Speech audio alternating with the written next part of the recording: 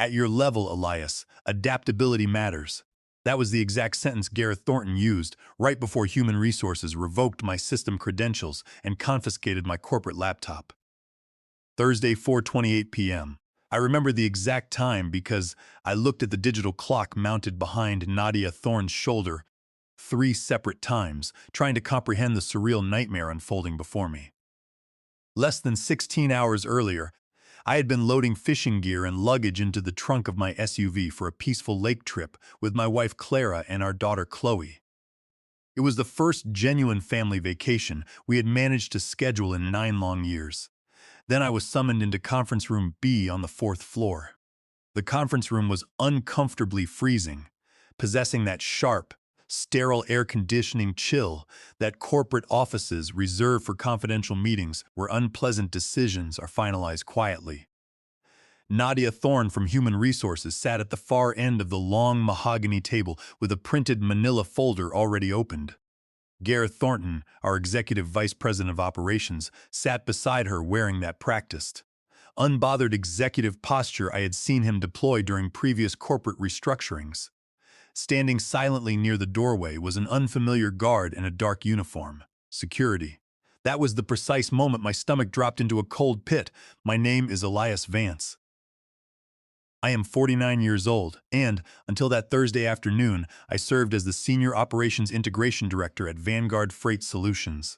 19 years with the company, earning $185,000 annually, and apparently my entire career was being erased in under 8 minutes.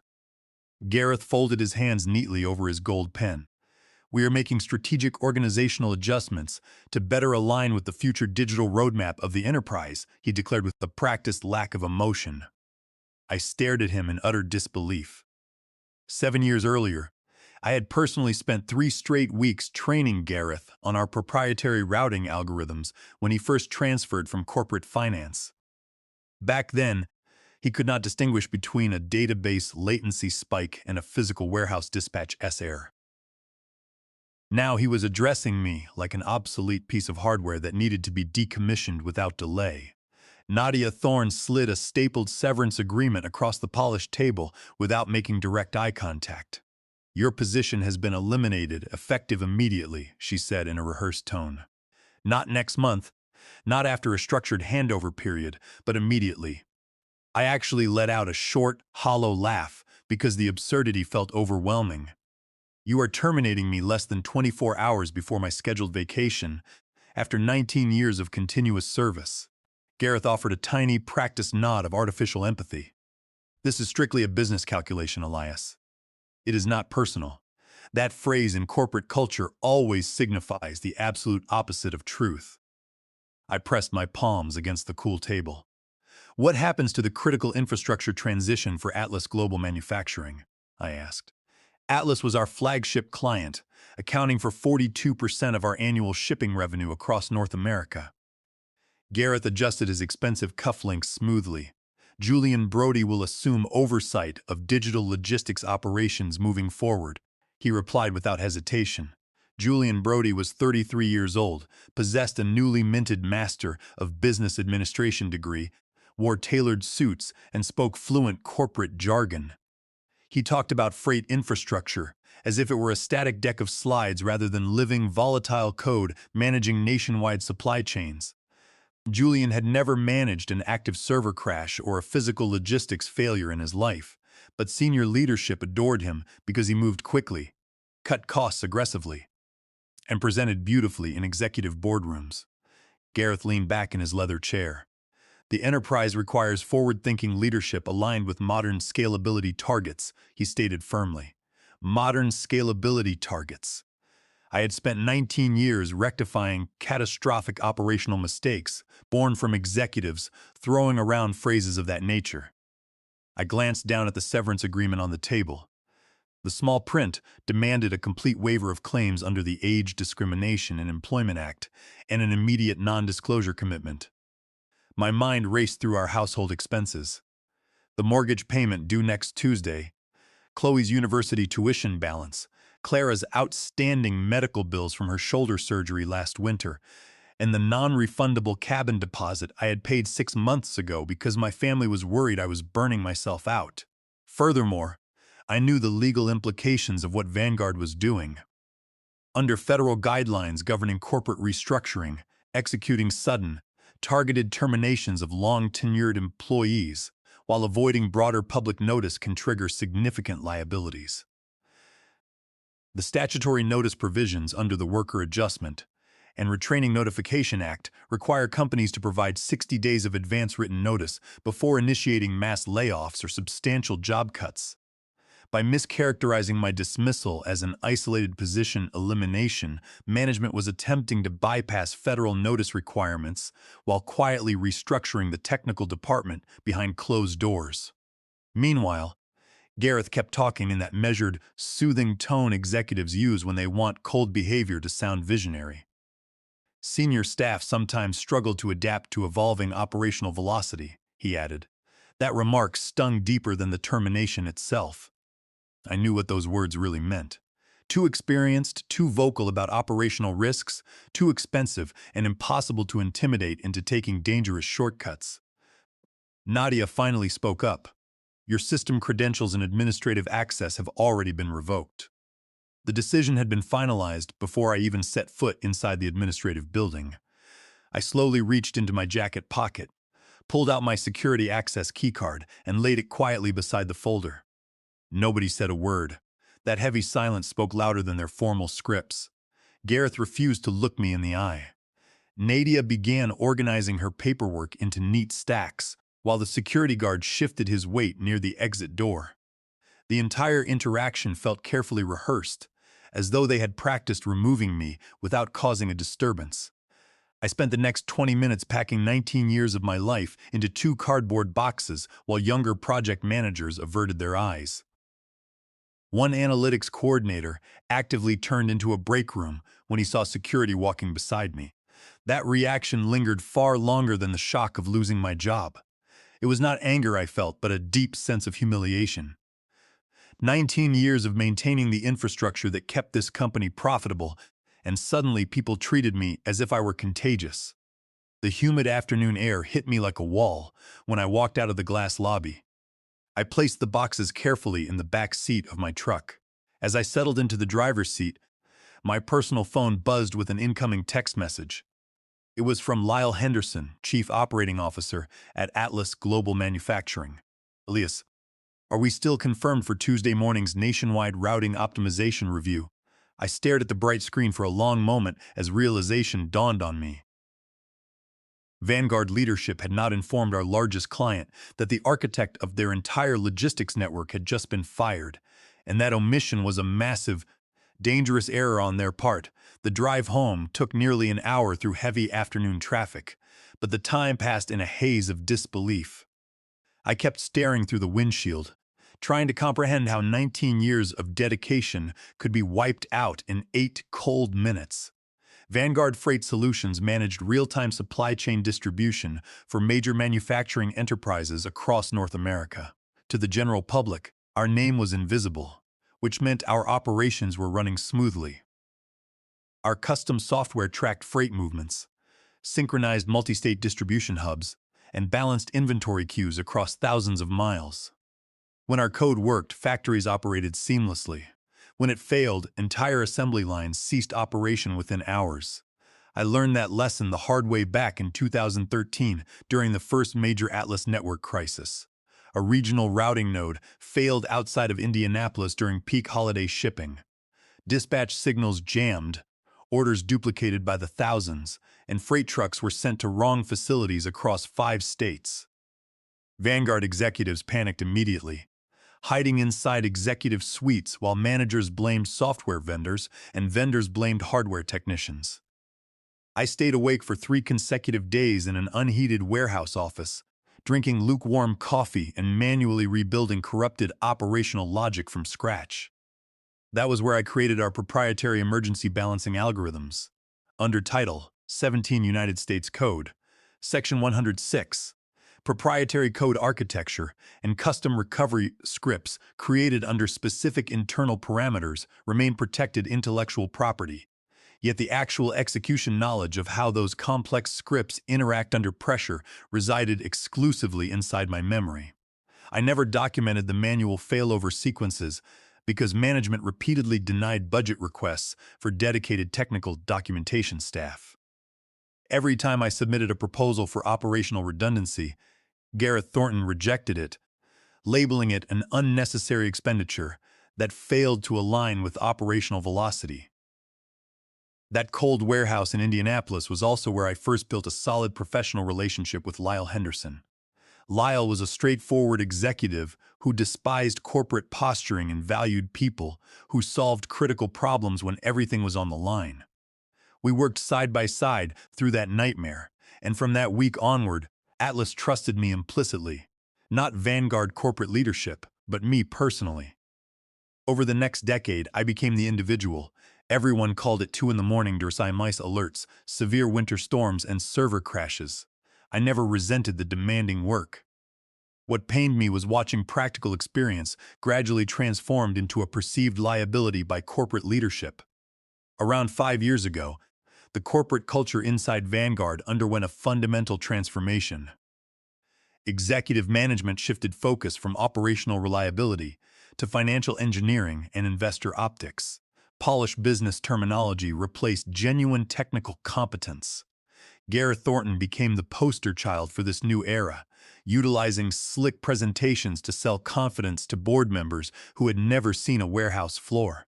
Then Julian Brody was hired. Julian treated complex industrial infrastructure like theoretical business school case studies. He viewed safeguards as obstacles to rapid expansion, which terrified me because physical supply chains do not bend to executive optimism. For 2 years, I repeatedly filed formal technical warnings regarding the aggressive shortcuts Julian's onboarding teams were implementing to accelerate client growth. They were bypassing critical verification protocols and removing automated failover checks to speed up system integration. Whenever I raised these concerns in leadership meetings, Gareth dismissed my warnings. Elias always fixates on worst-case scenarios, he would say with a polite laugh. But anticipating worst-case scenarios was precisely what kept our clients from suffering catastrophic downtime. 6 months prior to my firing, Julian remarked in a committee meeting that Elias operates like it is still 2009. A few young managers laughed. I remained silent, knowing that 3 weeks earlier I had silently corrected a routing error that would have cost Atlas over $500,000 in delivery penalties. But corporate culture rarely rewards disasters that are quietly prevented. When I pulled into my driveway Thursday evening, the sun was sinking behind the trees. I sat inside my truck for several minutes before walking inside. A sobering reality struck me with full force. The custom balancing triggers for Atlas, the undocumented manual overrides during high-volume spikes, and the emergency failover pathways existed only in my head. Vanguard had just severed the only engineer capable of keeping their primary client's network stable.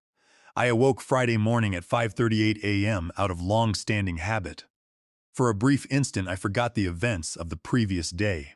Then I saw my ironed work clothes hanging on the bedroom chair, prepared for the airport commute we were supposed to make later that afternoon, and everything rushed back. The cold conference room, the paper folder, the security guard, and Gareth's condescending voice. I lay in bed staring at the ceiling fan, feeling a heavy weight in my chest. It was not panic, but something far colder. A profound realization of how disposable 19 years of loyalty truly were in corporate eyes. Clara was awake beside me, reading on her tablet. When she looked over, her expression softened with deep concern. "Elias, you look pale," she said quietly. I tried to tell her I was handling it, but the facade crumbled immediately. By 6:15 a.m., we were sitting at the kitchen table with the severance documents spread out between us. Clara listened intently as I explained everything, detail by detail. Gareth, Nadia, Julian Brody, and the security guard escorting me out. I anticipated she might express anger toward the company, but instead she looked exhausted, the weary look of a spouse who had watched her husband sacrifice family milestones for a company that ultimately discarded him. "You gave them 19 years, Elias," she said softly, taking my hand. "You missed birthdays, canceled family trips, and took emergency calls during our anniversary dinners. and they treated you like an unwanted expense. Her words resonated deeply because they were entirely accurate. I had sacrificed precious time with Clara and Chloe under the naive impression that dedication built job security. By mid-morning Friday, my personal cell phone began ringing continuously. The first calls came from junior systems analysts asking where emergency configuration keys were archived. Then Owen Miller, a senior engineer who had worked under me for 6 years, called directly. Elias, where did you archive the contingency balance scripts for the Atlas distribution nodes? Owen asked, his voice laced with anxiety. They are not in the central repository. I took a slow breath. They were never uploaded to the central repository, Owen, I replied calmly. Gareth denied budget authorization for redundant documentation 3 separate times. He classified it as non-essential operational overhead. Silence hung on the line. Owen understood immediately what that meant. Without those manual balance scripts, any sudden volume surge in Atlas's network would cause a routing bottleneck that junior engineers could not resolve. Throughout Friday afternoon, I deliberately avoided checking my phone, attempting to focus on packing for our trip to the lake. A part of me wanted to help Owen and the junior technical team. For 19 years, my immediate reaction to any technical trouble was to jump in and solve it before damage occurred. But every time I felt the urge to respond to text messages, the image of Gareth Thornton sitting in that cold conference room returned to my mind, cold, detached, and arrogant, alongside Julian Brody standing near the corridor, pretending not to notice security walking me out. That memory hardened my resolve. I was not committing sabotage, nor was I deleting proprietary data. I was simply refusing to provide free labor to defend executives who had calculated that my experience was no longer worth maintaining. Late Friday afternoon, Clara and I packed the SUV and drove out to the lake cabin. It began raining heavily halfway through the drive. Dark roads, wipers beating steadily, while my phone vibrated repeatedly inside the glove compartment. I kept it muted. Around 11:38 p.m., while sitting by the cabin fireplace, a red notification flashed on an old monitoring application linked to Vanguard's operational node network. Network synchronization imbalance detected. Region 4. My stomach tightened automatically. I knew precisely what was happening. Julian's team had deployed an unverified automated script to handle weekend freight volumes, bypassing the manual balancing triggers I routinely adjusted. If nobody reconfigured the queue balances before Monday morning, the error would cascade across multiple distribution centers. I stared at the glowing red screen for a moment while rain lashed against the cabin window. Then I powered off the device, set it face down on the nightstand, and went to sleep peacefully. Monday morning arrived with 42 missed phone calls and 19 urgent voicemails waiting on my phone. The earliest calls had begun coming in at 4:15 a.m. Real operational disasters do not respect normal business hours. They strike in the dark when overwhelmed managers realize their theoretical models are collapsing in real time. The lake outside our cabin was serene, wrapped in a blanket of morning fog, but inside Vanguard's corporate headquarters, panic had clearly overtaken the building. I listened to a voicemail left by Gavin Ross, an overnight operations supervisor. "Elias, please call me the second you get this." Gavin's voice sounded panicked. "The entire Midwest distribution network for Atlas is locking up. Automated routing queues are generating duplicate freight manifests. Warehouses in 3 states are holding outbound trucks because the core system is misrouting destination codes. Julian's onboarding team tried forcing a system reset, but it wiped the custom gateway balances. We cannot stabilize the load." I closed my eyes and shook my head. It was the exact failure mode I had outlined in a formal memorandum 4 months earlier. Julian Brody's group had stripped out the manual failover checks to demonstrate faster system throughput to the board. Those checks were not automated for a reason. They required real-time human balancing based on fluctuating regional truck availability. I had explained this protocol repeatedly, but Gareth ignored my documentation because Julian promised lower operational costs before the upcoming quarterly investor call. Now, reality had arrived to collect the debt. At 8:24 a.m. Monday, my phone rang again. The caller identification displayed Gareth Thornton's direct office line. I allowed it to ring 4 times before answering. "Elias," Gareth said. His voice lacked its usual polished charm, carrying a strained, hurried edge. "Good morning, Gareth. How are things at the office?" I asked calmly. A brief pause followed. "We are experiencing some unexpected legacy infrastructure anomalies regarding the Atlas network integration," he said, attempting to sound in control. Legacy infrastructure anomalies, I thought. Executives always resort to vague corporate vocabulary when they are terrified. Gareth continued, speaking carefully.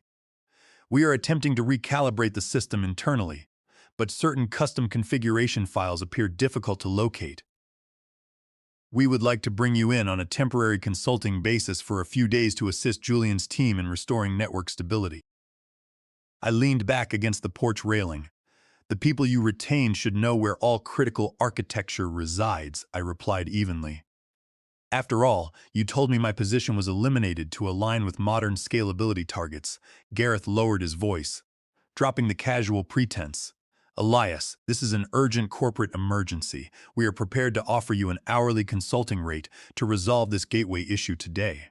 Furthermore, demonstrating a spirit of cooperation during this operational hitch would certainly reflect favorably on your final severance settlement terms legally." That remark was a grave mistake. Mentioning legal leverage confirmed that management realized the full scope of the disaster they had created. I responded with absolute clarity. "Gareth, let me be perfectly clear with you. You terminated my employment on Thursday at 4:28 p.m., revoked my system access, and had an armed guard escort me from the premises.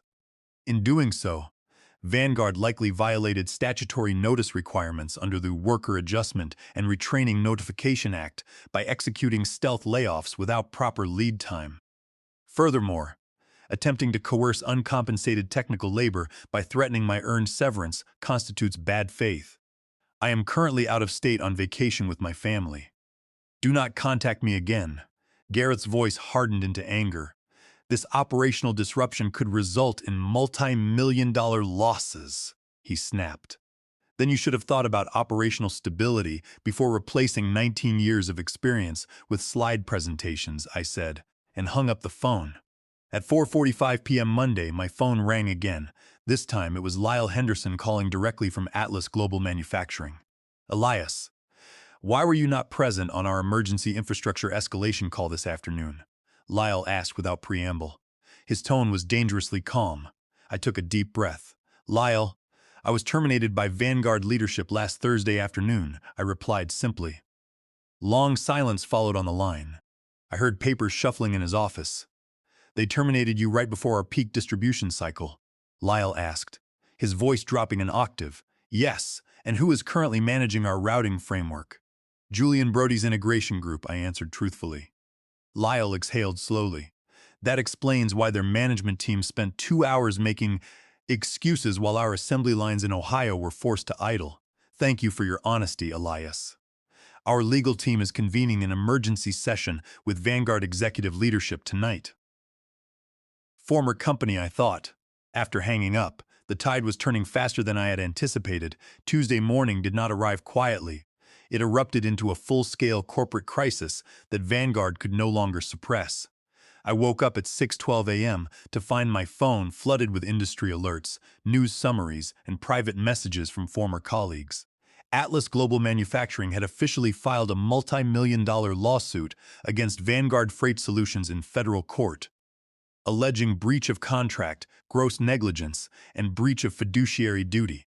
The filing requested an immediate court injunction and emergency access to audit Vanguard's internal infrastructure operational logs. By 9 o'clock that morning, the story was picked up by major logistics trade publications across the country. Regional distribution hubs across 4 states were backed up with misrouted freight. Manufacturing plants relying on Atlas components were facing impending line shutdowns due to delayed parts delivery. The financial exposure for Vanguard was escalating exponentially, with contractual delay penalties compounding at a rate of over $300,000 per day. Inside Vanguard headquarters, complete chaos reigned. Owen Miller sent me an encrypted message detailing the internal fallout. Gareth Thornton had convened emergency war room meetings every 2 hours, attempting to shift blame onto external cloud vendors and legacy database errors. However, His narrative dissolved when Owen and a group of senior engineers leaked a series of archived internal emails directly to the board of directors and Atlas's legal representatives. The leaked records were devastatingly clear. Over the preceding 9 months, I had submitted 6 detailed technical memos outlining the exact operational risks of Julian Brody's accelerated onboarding plan. In every instance, Gareth had formally rejected my recommendations, adding notes that my concerns reflected legacy operational thinking that failed to align with strategic growth targets. Even worse, internal system audit logs revealed that after my firing, someone on Julian's team had attempted to forge system authorization logs to make it appear as though the failing balancing scripts were legacy errors I had left unmaintained. This attempted cover-up exposed Vanguard to severe legal liabilities regarding corporate forgery and fraudulent misrepresentation. From an executive perspective, concealing known systemic risks from board members and major investors while misrepresenting system readiness to secure bonus payouts constitutes a direct breach of fiduciary duty. When board members reviewed the documented paper trail, they realized that the failure was not an unpredictable technical glitch, but the direct result of executive arrogance and deliberate disregard for established operational safeguards. During a joint technical audit call on Tuesday afternoon, Atlas's legal team demanded that Julian Brody explain the mathematical logic behind the failing queue balancing scripts. According to internal reports, Julian froze completely, unable to answer basic questions regarding database latency parameters or manual failover protocols. His polished presentation skills were useless when confronted with raw technical reality. At 3:35 p.m. Tuesday, Lyle Henderson called me a second time. "Elias, we have officially suspended our logistics contract with Vanguard Freight Solutions," Lyle announced. "We are invoking our contractual right to transition our routing management to an independent external oversight team." I listened quietly as he continued. "We want you to lead that independent technical team, Elias. We are offering you a direct retainer contract with Atlas to audit, rebuild, and manage our logistics infrastructure architecture directly." I sat at the wooden table in the cabin, looking out at the rain falling on the lake. For 19 years, I had labored under the belief that my professional worth was tied to a corporate title and the approval of executives like Gareth Thornton. Now, standing outside their failing system, I realized that true authority resided in genuine competence and technical integrity. "I accept, Lyle," I replied. "We will begin rebuilding the architecture on our terms." 2 months passed before the corporate fallout from the Vanguard collapse fully settled. System failures of that magnitude leave permanent marks on enterprise reputations. Vanguard Freight Solutions survived the legal crisis, but its standing in the industry was severely compromised. Atlas Global Manufacturing permanently canceled 60% of its shipping contracts with Vanguard, transitioning its core routing management entirely to my newly formed independent firm, Vance Systems Architecture Consultancy. An internal investigation commissioned by Vanguard's board of directors led to swift consequences for executive management. Gareth Thornton was stripped of his operational authority and placed on administrative leave before resigning in disgrace amid pending board inquiries into executive misrepresentation and potential age discrimination claims under the Age Discrimination in Employment Act. Internal auditors discovered that Gareth had systematically targeted long-tenured, higher-salaried technical directors for termination to artificially inflate short-term profit margins prior to executive bonus reviews. Julian Brody was quietly removed from digital operations leadership and reassigned to an administrative role in corporate strategy before leaving the firm a few weeks later. His rapid rise through corporate ranks ended the moment his theoretical models failed under real-world pressure. Vanguard's legal department moved quickly to settle my outstanding severance claims out of court to avoid a public wrongful termination and Warren Act lawsuit. The final settlement package included full severance compensation for 24 months, complete acceleration of my corporate stock options, and a formal written release from all non-compete restrictions. My consultancy flourished rapidly. Within 90 days of launching, three other major manufacturing companies that had witnessed the Atlas crisis reached out to retain our services. I hired Owen Miller and two other former Vanguard engineers who had grown tired of corporate politics. We established a firm grounded in technical excellence, clear documentation, and absolute operational transparency. We paid competitive salaries, respected work-life balance, and never sacrificed safety safeguards for quick executive optics. One crisp morning in late October, I drove into the city for a progress review meeting at Atlas's corporate headquarters. My route happened to take me past Vanguard's glass office tower. The building looked unchanged from the outside, its blue glass panels reflecting the morning sun, but to me, it no longer carried any sense of intimidation. I saw the side parking area where I used to park my truck every morning for 19 years, and the exit doors where security had escorted me out carrying two cardboard boxes. I felt no residual bitterness or anger as I drove past, only a deep, quiet sense of clarity. Executives often operate under the delusion that they can replace decades of specialized experience with buzzwords, offshore labor, and aggressive cost-cutting without consequence. They forget that complex systems are held together, not by executive titles or slide presentations, but by the dedicated, quiet work of experts who understand how things actually operate under pressure. When you remove the individuals who keep your foundation stable, you do not modernize your enterprise. You simply accelerate your own collapse.